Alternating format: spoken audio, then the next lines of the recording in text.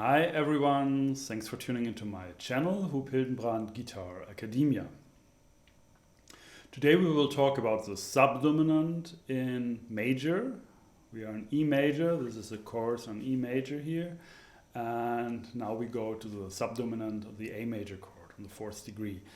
And also for this lesson you find a PDF which you should download. Just go down in the description below, there is a link.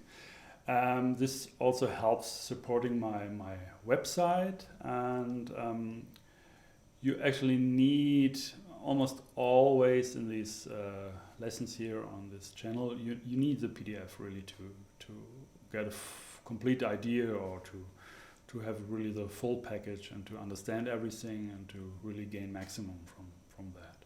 So that's the way it works. All right, okay, the subdominant is built on the 4th degree, and if you watch the lessons on tonal framework, you also have seen that these degrees 1, 4, 5 are actually very strong. They are really like a kind of a tonal framework, and so also this A chord really has a very strong place in tonality, like just in general also the 4th degree. And also this note, the 4th degree is also very, very, very important, for example, in a lot of most maybe not most, but that's a way actually you also build Maqam scales, modes in Turkish classical music, or also in Arabic music. And there are a lot of these scales. Either the perfect fifth is the most important note beside the root, or the perfect fourth. Of course, there are other ones and so on, but I think in most cultures, if not in all cultures, this perfect fourth really has a very prominent role in modal music also. Okay, so let's listen to that. We go from E major.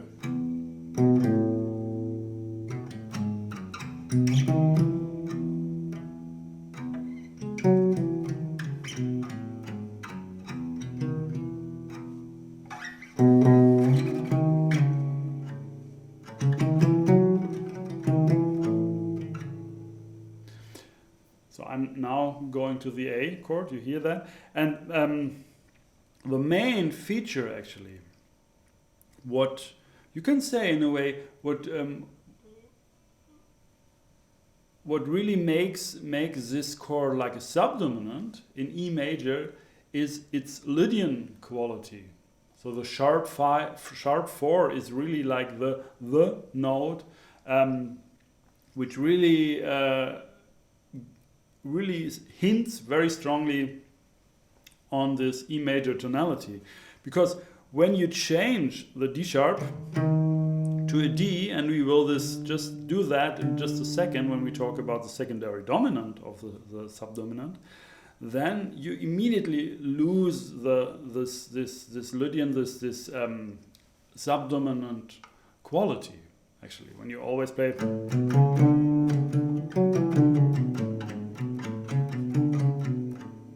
yeah, you get more and more the feeling, oh, we are in E major now, in A major now, whereas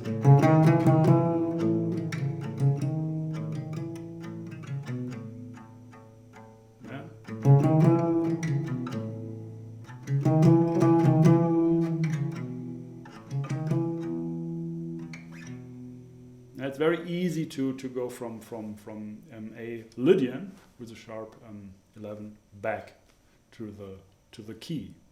I mean to the tonic, and really feel this as home base. When we talked about the dominant chord, the dominant function, we said like the characteristic dissonance for a dominant chord is a minor seventh.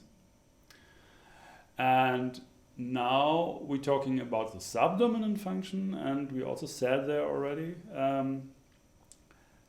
the characteristic dissonance of a subdominant is a major sixth.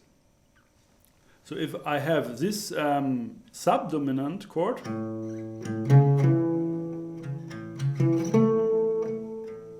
and I have this, for example, how can I do that? I add this.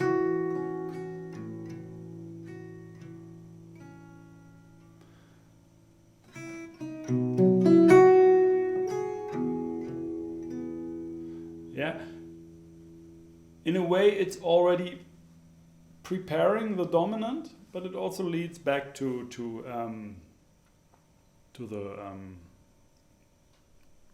the tonic. But in a way, this characteristic dissonance, and this comes actually from classical theory, I didn't invent that, is actually also a note borrowed from the other function. So you can say the subdominant, the A major chord, borrows the perfect fifth of the dominant, the chord tone, the F sharp, and in that way it is a dissonance, but it's really also connected and preparing the dominant. Of course, F sharp is the perfect fifth of the dominant, so maybe that's also a reason. And the same vice versa, in a way, when you have the dominant chord, the B chord, and you add the minor seventh is actually the A, so it's actually the subdominant note, the fourth degree. So you insert a chord tone of the subdominant.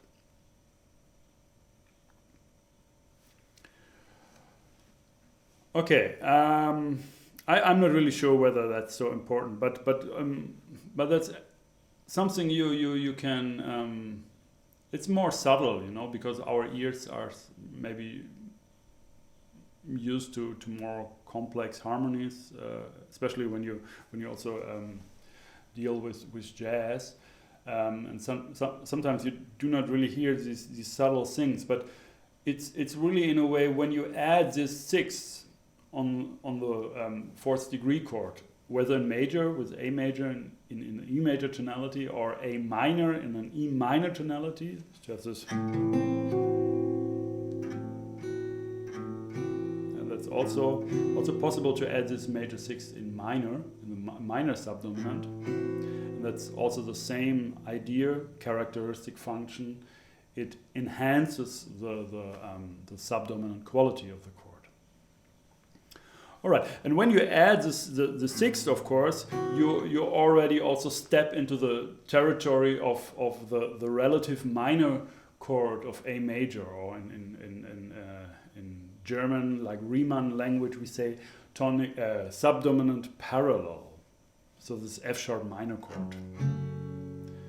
Yeah, when you really look at that, you see A major triad with an added six has the same notes than F sharp minor 7, or F sharp minor triad has actually the same notes as A major without the fifth, and that's also a very typical thing in classical music to say like this is a subdominant sixth chord, which means it has a sixth instead of the fifth.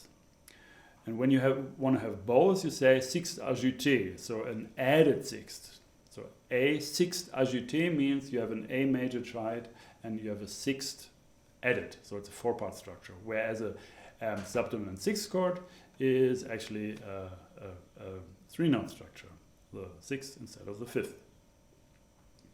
Okay, so we have all these secondary dominants, and maybe I'm not really, I don't want to spend really much time on that, because it's really always, in a way, the same thing with a secondary dominant, and it's also very connected here with with the E minor tonality, because it's also a nice thing to use a secondary dominant from the A minor context, but resolve it to A major. So maybe I just show you briefly this harmonic minor fifth mode on the secondary dominant. It's E, E7, or E7-9. And when I come from, I show you E major, then I play this E harmonic minor fifth mode, so E secondary dominant, actually suggesting I want to go to A minor, but I resolve it to A major, and then I go back to E tonic again.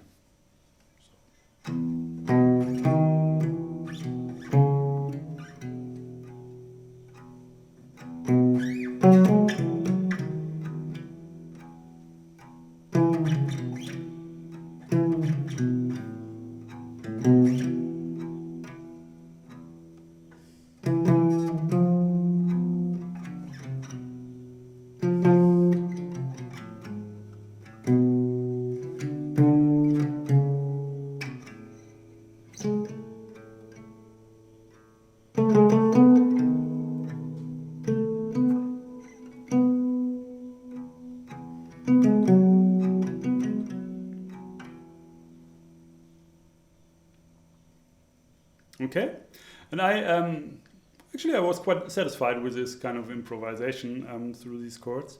I like very much to play really just more few notes, but be really precise what notes, and to really make chords clear with just little movements, and then you change one note and then you add another note and you already changed the chord. That's also in Turkish Maqam music, actually. When you play a taksim, so you improvise on and showing like these different maqams, or different roots and scale qualities, and you do a certain progression through them, and then end on the actual maqam or scale where the composition is based. It's also this art to really show like a certain maqam, a certain sound, very very briefly. Just add some notes, and then your ear hears, oh, that's like Hijaz there, but then you change it immediately, and then you're at whatever, you know, like just. I mean, maybe I can show you in this context of what we are dealing with here.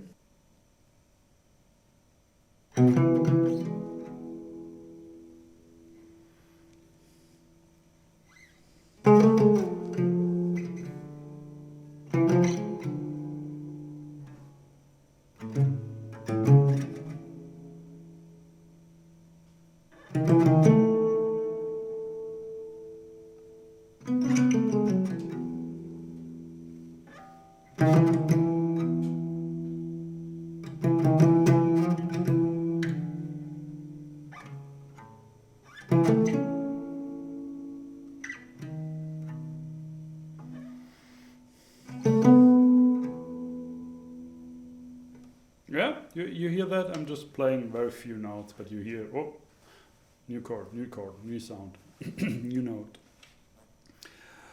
Okay.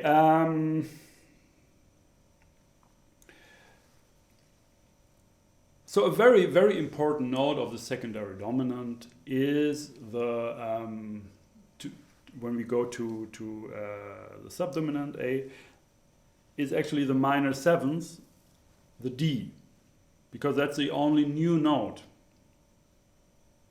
You know, when I'm in E major and I'm showing the secondary dominant of A, I play an E major triad, for example. I play an E major chord, and it sounds I'm still playing the tonic.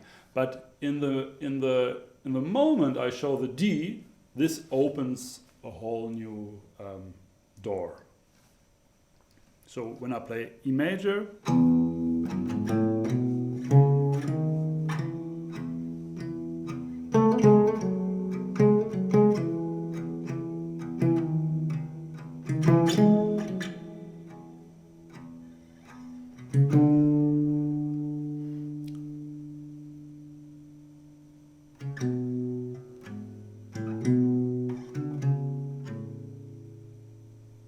you see, it's one way. I can also do other things, of course, when I show the D. It's not that you mostly when you show like a note which is not diatonic, that is like one particular function, the chord or the sound you're creating. No, it can be different things.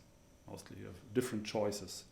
That's why you have maybe to add some few other notes to really make your choice very clear. Because just one note, it's very rare that just one note really makes a sound clear. But of course, if you played some other notes before and then you play this new note, this kind of a context can really already work to really confirm the new sound. I hope it's not too abstract here. Otherwise, please ask. There is a comment field, and there you can also ask. And I will definitely also read all these comments. They are not very much now. It's not yet really going, this whole thing here, but I'm quite optimistic because I like also this work here. But anyway, if you have questions, comment, please. Okay. So to get to the secondary dominant of the subdominant, actually there's just one note changing from the E diatonic scale. It's a D sharp going to the D. So it's a downward alteration, D sharp D, and this leads to C sharp to the third of the subdominant. And the interesting thing here, so to speak, the broader perspective, is that also ragas and also Maqam use that. It's a very prominent feature actually to have a major scale and also show the D. I mean, an E major scale. And normally what you do is you use a D sharp moving up to E. And D, you already hear that, it's a darker sound, moving down. And mostly you don't move to the C sharp actually, but you move down to the fifth. Because this change of D sharp to D is not really changing the root or the tonic, but of course it can open the door to the new tonic or secondary tonic or güçlü or karar. That's like to show like a B minor, like a minor. Actually, the D is also associated with the dominant minor. I show you what I mean. It's like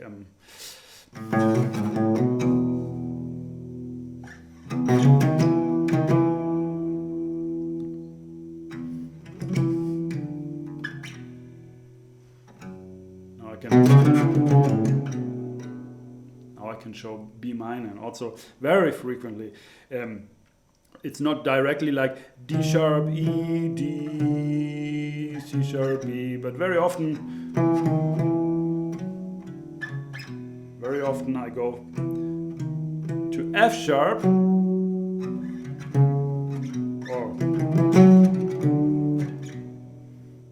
so the F sharp not is really confirming the B also as a root. But anyway, that's a side story here. What I want to say is I show you briefly like a maybe like some, like for example, there's a raga. It's called Desh, and Desh is going, it's moving up with 5 notes.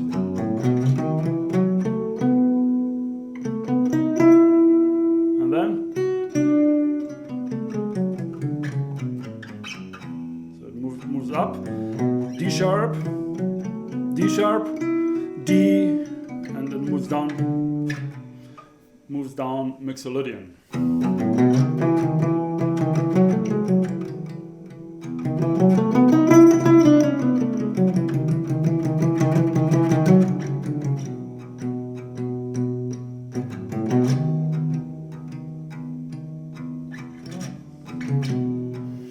And there's also Khammaj that is really like you actually can pretty much freely play the E major scale, but be careful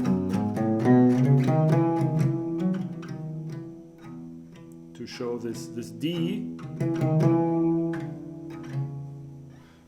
in a downward movement. And also there's Rast, Turkish Maqam.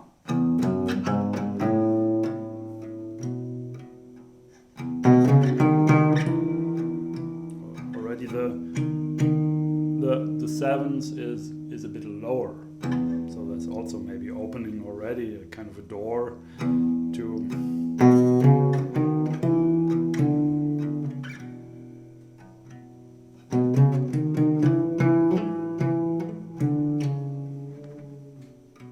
what I'm doing quite often is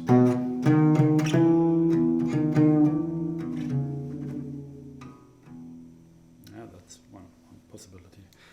But yeah, as I said, maybe it's a bit like really like more a side story because in most of these cases you don't go. There's a D doesn't really open a door going to the subdominant to A, but more to the dominant, the B. So the B is more the most important, prominent note then in this context. But it is a good example. I mean, it's also what's in a way what's happening here. You know, it's like we change a D sharp and we go to D, and then it opens a different door. And the thing is now.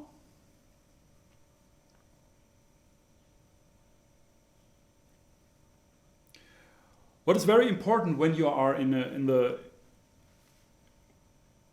when you do not want to lose your feeling of tonality, of E, of the key, and you don't want to because if you've changed the D as the D sharp to D, then you are from A major in A Ionian.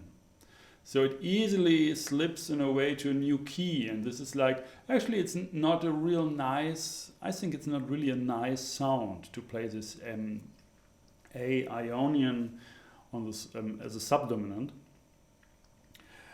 So it's a bit tricky.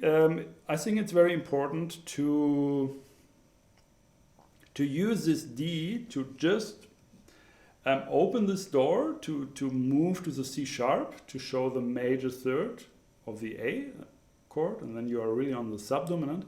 But then very quick, very immediately you show this D sharp again, resolving to E, or going then, if you resolved to E, if you have shown that, you can also go back down to C sharp. I show you what I mean. I think it's getting more clear when you hear that. So E major.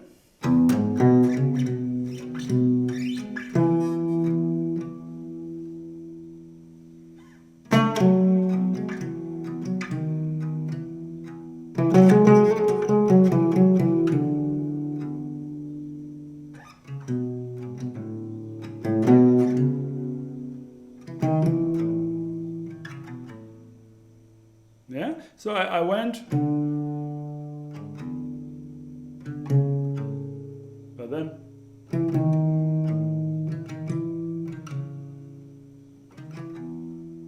yeah, so I went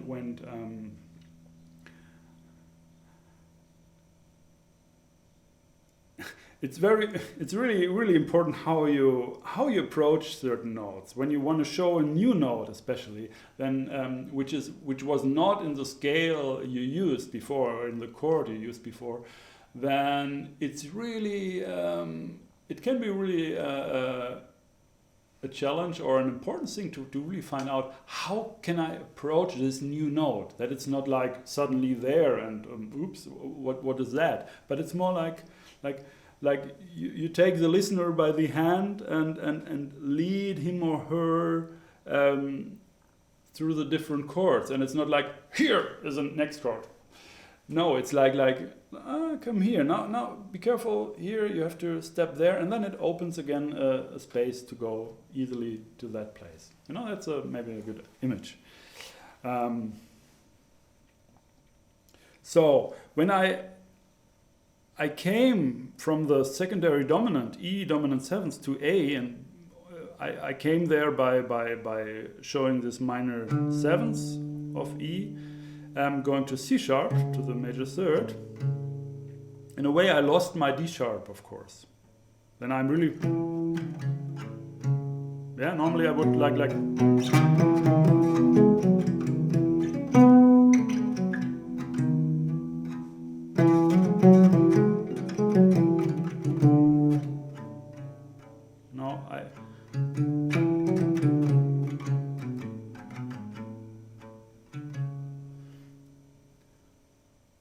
So nice, actually. It's also not really connected with what I played before.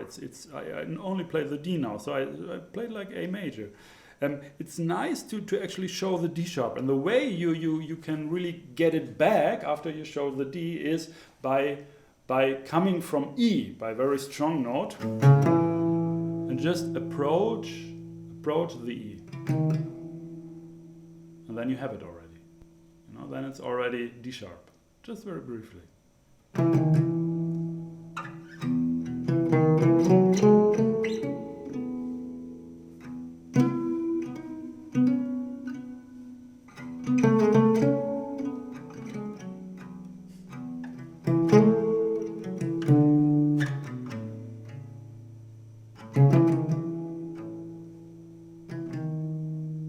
Now, when I showed this very briefly, in this kind of situation, as a kind of a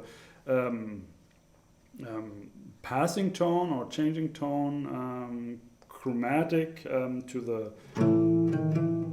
perfect fifth, then I open the door and I can just play. I can play that in any way, because now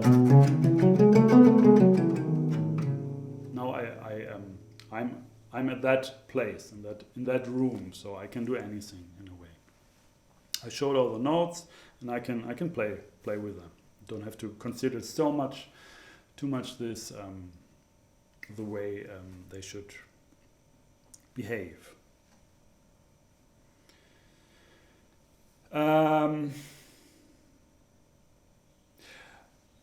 Okay, one completely different thing. What's also interesting in this context, as a kind of a dominant function, secondary dominant to the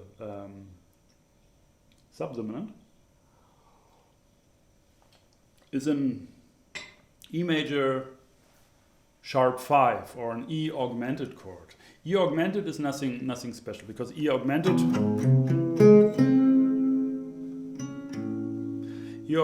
is just also a dominant scale, which you see also before in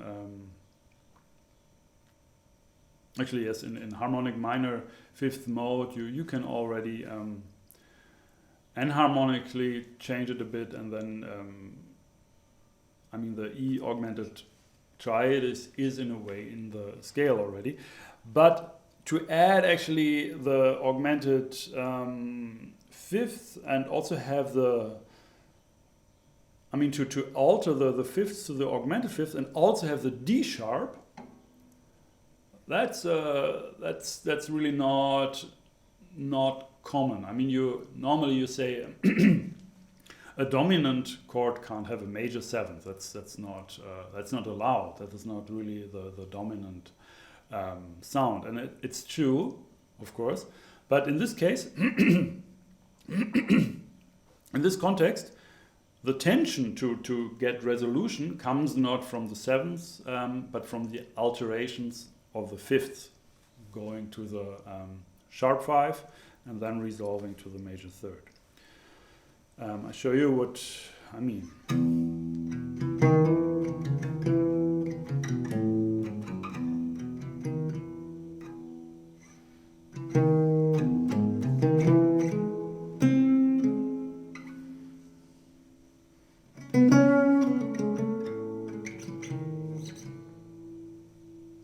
In this case, also, I'm not losing my D sharp. So when I'm going to A subdominant, I still have my D sharp because I didn't show a D again.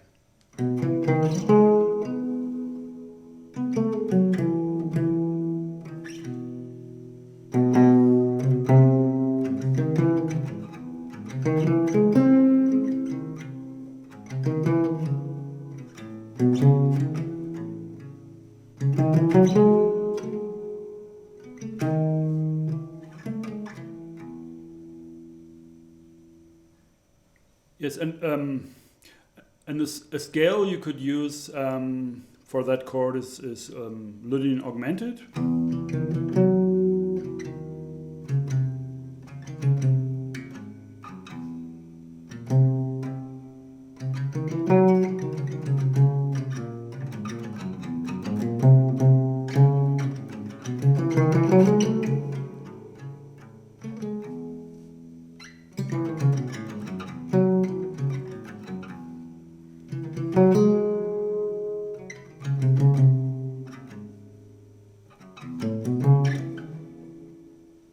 So that could work actually quite nice.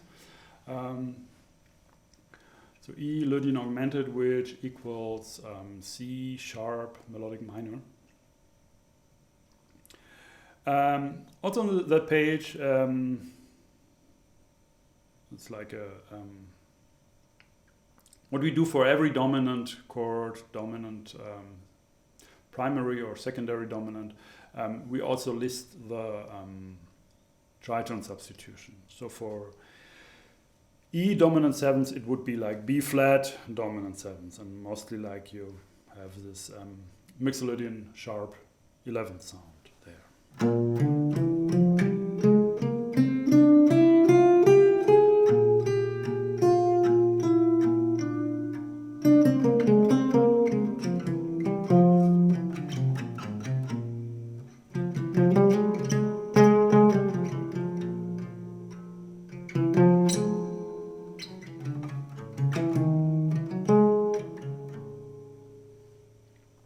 Okay, anyway, I'm not using that. Actually, I'm not really using that. It's of course, tritone substitution is a very common thing in jazz, and it's something you should really consider when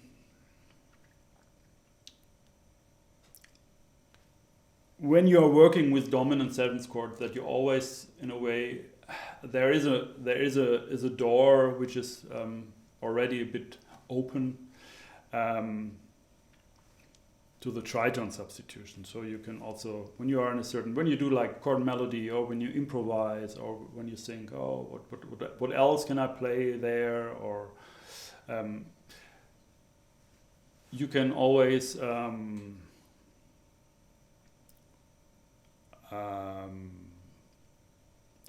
think of this tritone substitution.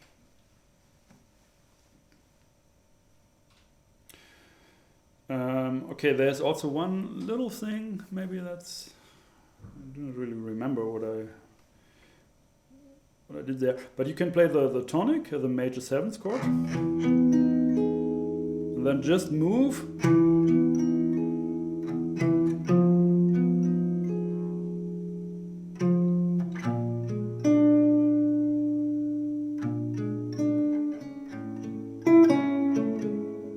Yeah, that's one way of going from E major 7 to F, just changing the root, just altered half step up, but then rename that chord. It's like F minor 7 flat 5, and then you already have the related to the tritone substitution, the B flat 7 to A major to the subdominant.